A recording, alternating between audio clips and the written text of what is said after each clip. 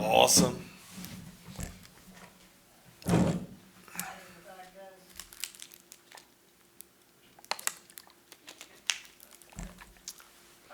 All right, thanks a lot, Kent. Appreciate everyone being here. Obviously, a very exciting day for us as we get to crank up the 24-25 season. I think it's been a terrific offseason for our program, from player retention to our recruiting class to the coaching staff additions that have been made.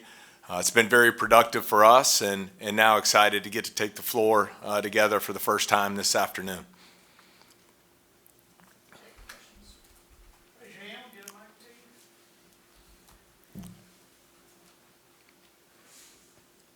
Hey, Coach. You mentioned the recruiting aspect. Obviously, the freshman class you have coming in being highly touted. Just what has impressed you so far with that group, and just what is your first impression?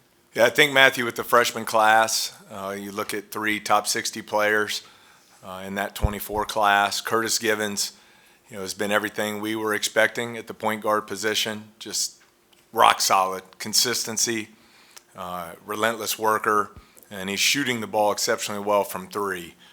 Victorious Miller, another very talented guard with good size at 6'5". I think he has great IQ and feel for the game. Can score in a variety of different ways.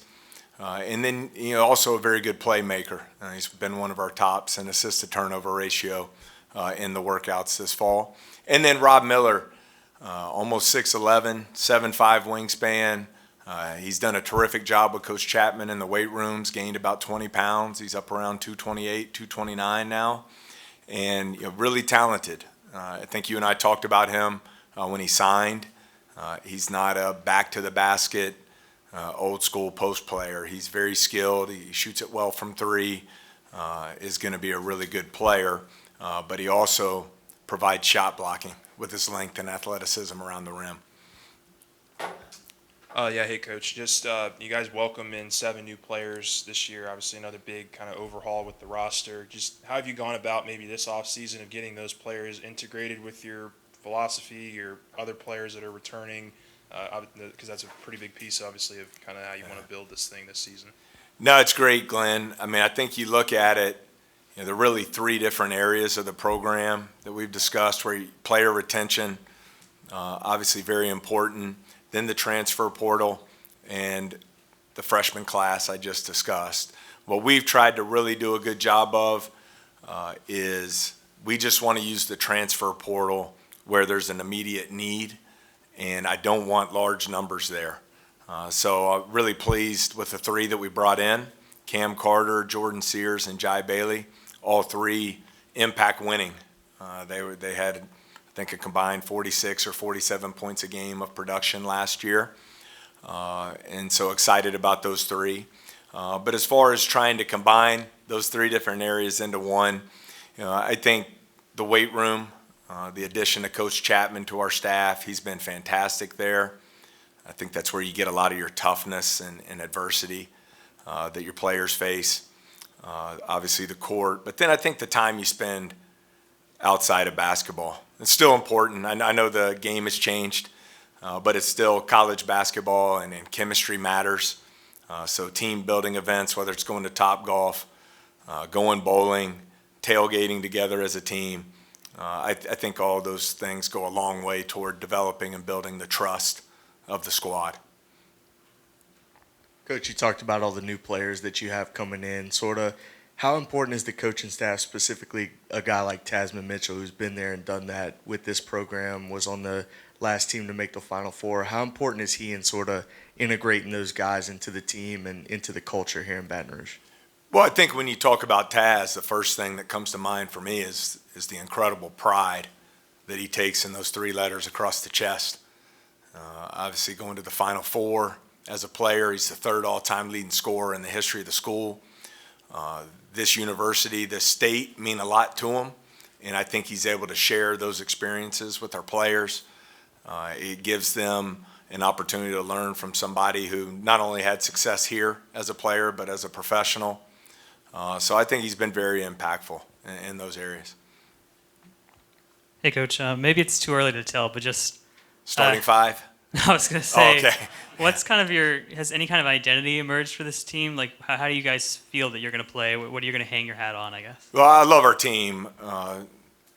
I think when you look at them, there's great talent through the portal, through recruiting, through retention. I really like the construction of our roster, but really the work ethic and the coachability stands out to me here early in the season. You look at guys like Jordan Sears and Cam Carter, who took advantage of every opportunity to be in the gym at 5 in the morning with NBA players like Garrett Temple all summer. I thought that was incredibly impactful for them. We had Garrett Temple, Collis Temple III, and others, Keith Hornsby, David Fleshman, come back and do a former player symposium with the team. And basically we had slotted 30 minutes there, and it ended up being 2 hours, just sharing life lessons, what it means to be a player at LSU, helping them prepare not only to have great careers here, but as professionals. So I think a lot of those building blocks and foundational pieces have been set in place this summer, and that has to be how hard you play, how you compete, and the unselfishness with which you play.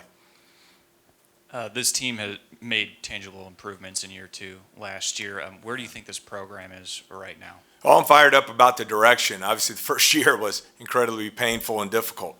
But you look at last season, the way we were able to finish, great wins over really good programs, to get into a tie for the top half of the SEC with what I thought was a really good Texas A&M team, and then to transfer that into success on the recruiting trail and roster construction. We'll add another really good recruiting class this fall.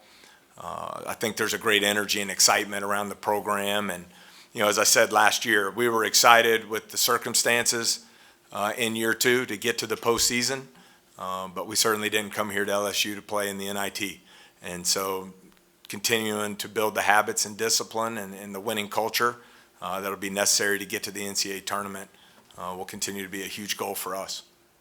Coach, you said around the end of last season, it's important to do the little things correctly. How important is it now to come out the gate doing those little things as y'all go into the season? Well, I think every game, the value of every possession, we talk about a lot. There's a great Brad Stevens quote: when considering the consequences of not doing the little things, you realize there are no little things.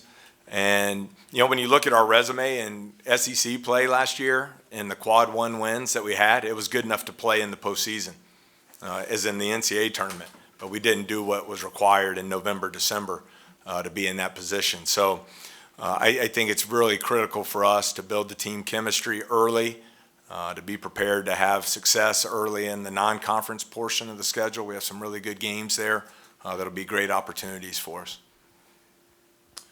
Just how are you guys health-wise, I guess, going into this kind of start of preseason? And then I have one more question after that. Okay, Glenn, really healthy overall. Noah Boyd, our last signee in the spring, 7-footer, is probably a month away from being cleared, coming off his ACL injury. Had that repaired early last December. So we want to make sure we get him back to 100%. Coming off that injury. Otherwise, for today, Jai Bailey, transfer from Richmond, is questionable with a little minor toe deal, and everyone else is fully cleared and ready to go. Damian Collins, I thought had a great offseason coming off the shoulder surgery that ended his season. He's been fully cleared now since middle of August, and I'm really pleased with his progression. I think he's got a great mindset going into the season. He's a once-in-a-lifetime athlete. I'll never coach anyone else like him. So I want to see him really take advantage of his athleticism and his skill level to have a breakout season for us. And then I did want to ask about Corey Chest, the guy who obviously redshirted for you guys last year. Just what kind of improvements have you seen from him this offseason, and what kind of role do you envision him having in the team this year? Well, those two guys are really key, the red shirts from last season, Damian, who I mentioned, and then Corey. Corey has a unique ability to rebound the basketball. Don't really know how to coach it or teach it to do it at the level he does. It's just a natural way he plays the game. So I thought he really took advantage of the redshirt year, gained 20 pounds in the weight room, he's been incredibly productive in our workouts, especially on the glass. I love his versatility defensively. Glenn, he's a guy who can guard 1 through 5 on the floor, and expect big things from him. He's not a guy that's shooting threes, but he just, at the end of the day, you grab the stat sheet after practice, and he's been very productive, and he impacts winning, which, as you and I know, is the most important thing. And he has one of the highest winning percentages on the team here in the summer and fall.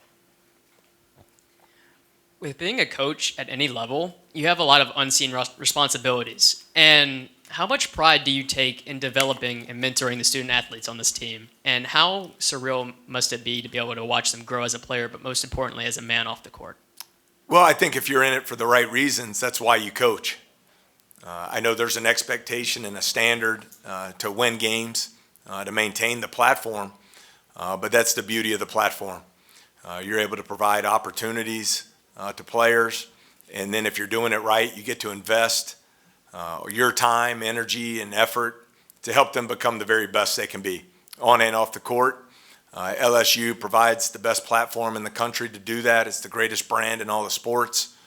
We have high character players, and really that's one of the things I'm excited about this year. Guys like Jalen Reed, Tyron Ward, Derek Fountain, it's their 3rd year in the program. They took jumps into year 2. Now, what kind of jump can they take going into year 3?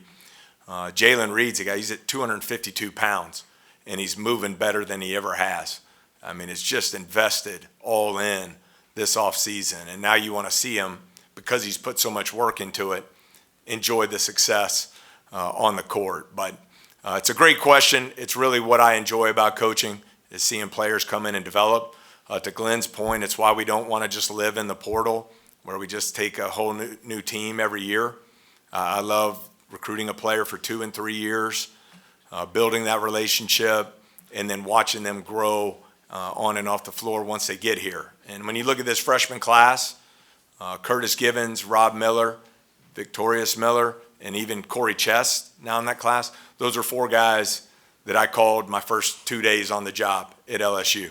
So there's long-standing relationships there, and really excited for all 4. Coach, Mike Williams had a breakout freshman year. What do you expect to see from him in year 2? Well, it's a big offseason for him. He shot the ball exceptionally well from 3. I thought he brought great toughness and competitiveness to our team. He had to grow up faster than he probably intended to, going from the 2-guard position to the point guard position last November and December out of necessity. But I thought you saw once we got into league play and he was able to settle into, I think he finished 38% from 3. It was right there on the edge of making the all-freshman team in the SEC. So I think he's about all the right things. Winner, tough, wants to lead. And I think that's a question that hadn't been touched on, but I think that's a big question we have to answer as a team right now as we start the first day of practice. Who's going to emerge as the voice, as the leaders in the locker room? I think that's going to go a long way toward determining our success this year.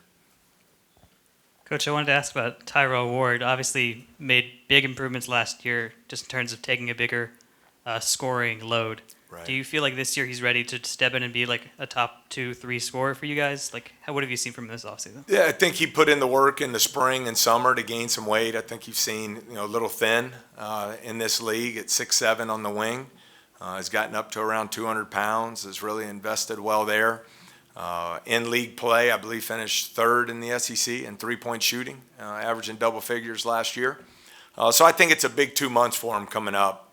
These 42 days going into the season opener to continue his development as a player, not just as a catch-and-shoot 3-point shooter, but finishing plays in transition. He knows he needs to take big steps on the defensive side of the ball, not to veer off task, but we're moving the program forward. But if you look for a weakness last year, we really struggled defensively on the perimeter. And we tried to be very intentional there. Curtis Givens, terrific defender. The 3 portal guys we signed at the guard position. Jai Bailey was a top defender in the Atlantic 10 on the championship team there at Richmond. Cam Carter was an elite defender on a top 20 defense at Kansas State. And then Jordan Sears, his physicality and ability to guard the ball at the point guard position, I think is an area we've really tried to address on the perimeter, and Tyrell needs to be a huge part of that as well. You talked about not only player development, but person development on your team. You guys have been involved in a lot of community service throughout the offseason, even today, going around on the golf carts and things like that. How much of an emphasis do you put on that in team meetings and things like that, getting involved not only with the team, but with the community at large and the student body? Well, I think it's really important. It's what an unbelievable privilege. And this is the start of my 25th season in coaching today. I can't believe it. It's like living a dream. And our players have worked their entire life to earn this opportunity to put on the LSU jersey and play for one of the great programs in the country. But there's a lot more that goes with that platform that they've earned. And I think it's important to give back, to be involved on campus and in the community. As we continue to build the program and want to capitalize on the momentum of the wins late in the season last year. The two best wins I know I've been a part of on our home court since I've been here were number 9 Arkansas after Christmas a couple years ago, and number 15 or whatever Kentucky was on the win, Tyron Ward at the buzzer. A couple things that were real common about those two games that were the biggest crowds we've had. It was the best atmosphere. It was the most electricity in the building, and I thought it created an incredible home court.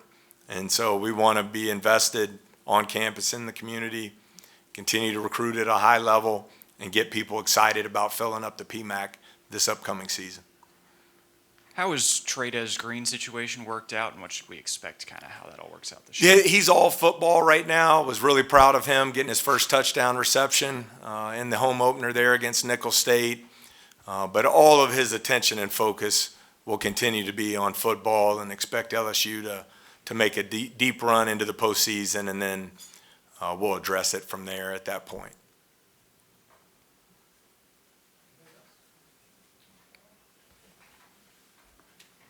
Yeah, Coach, just kind of looking at this team, it seems like one of the bigger question marks is kind of at center, just, with Will Baker and Hunter Dean both graduated. Has anyone kind of emerged there? Is there a front runner to start there?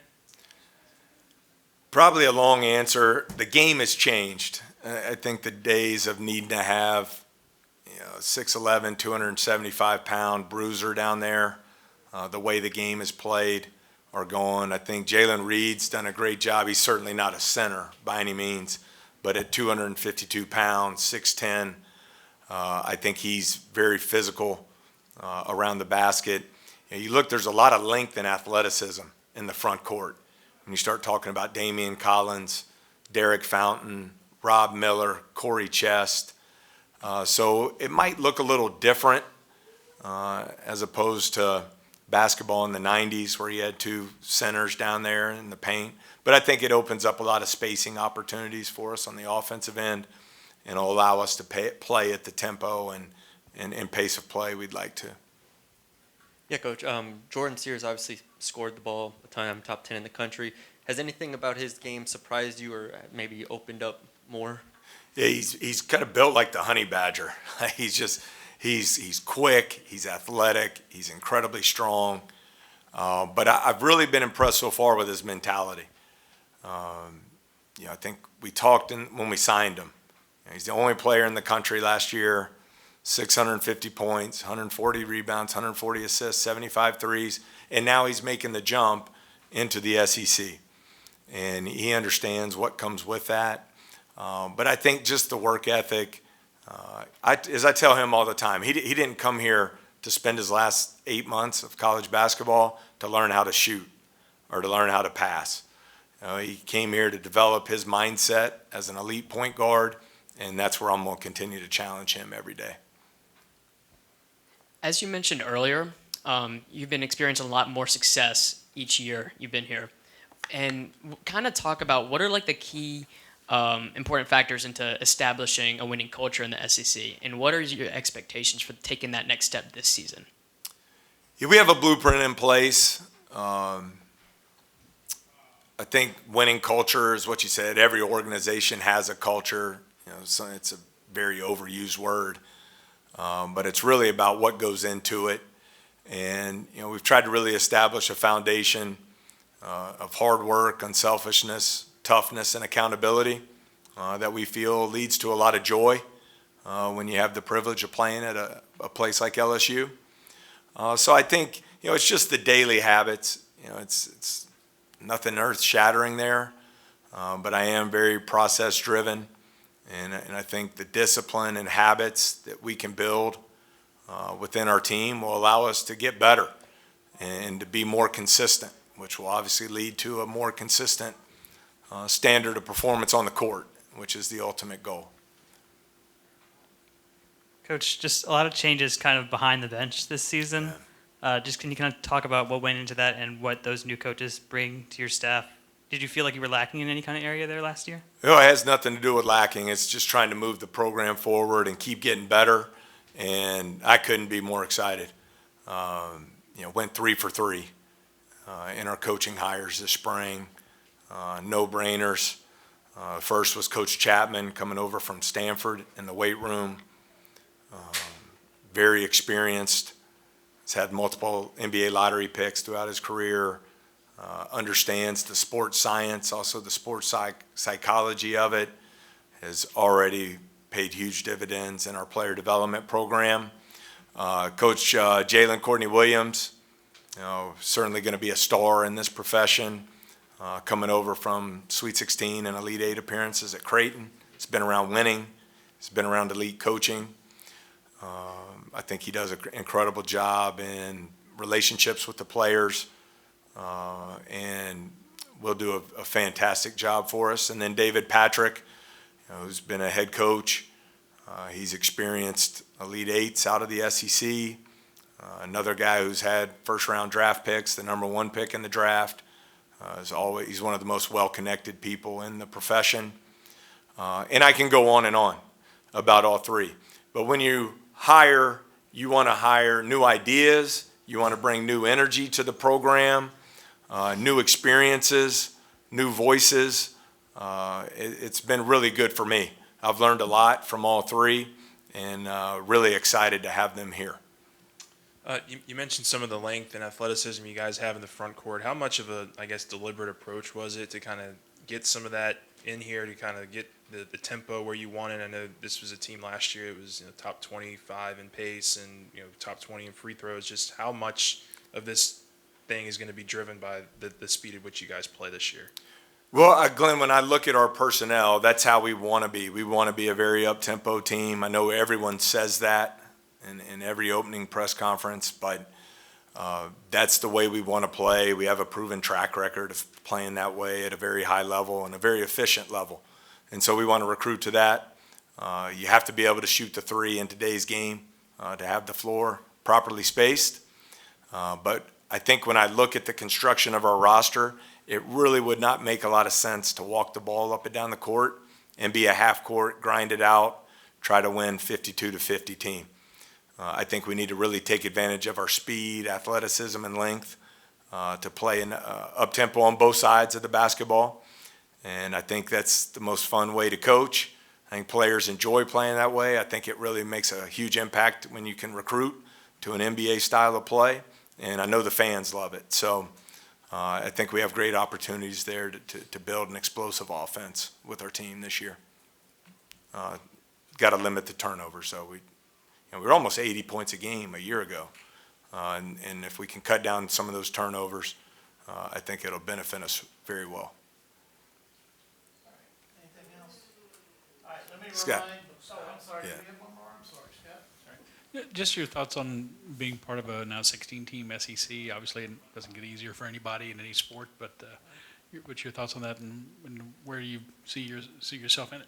Yeah, I think it's great for the league. I love that we've been able to expand but still be a regional league.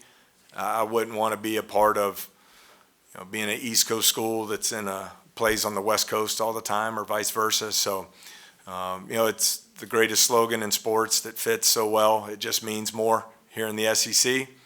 It's a great footprint with the school locations. I think it does nothing but enhance the league on the basketball side. And you look the last 2 years, 8 teams each year getting into the NCAA tournament. I think you'll see that go to 10 teams this year. So I think it just creates even more opportunities to get quality wins, playing against the depth of the league, and put yourself in a position to get into the NCAA tournament. You don't have to be perfect either. When you get to league play, you look 2 years ago, Arkansas was the 10 seed in the SEC tournament, and they went to the Sweet 16. Last year, I believe Mississippi State went 8 and 10, and they got into the NCAA tournament. So I think it just speaks to the great depth in the SEC. And just remind you, when we go outside for practice, if y'all could work the far sideline behind the court side chairs during the shooting portion of it. Yeah. Just thank you. No, thank you, and stay as long as you like. We're going to meet at 3 with the team. They'll come down to the floor. We'll do about 20 minutes of player development work, and then we'll get up and down for a couple hours. So appreciate you being here. Go Tigers. Thank you.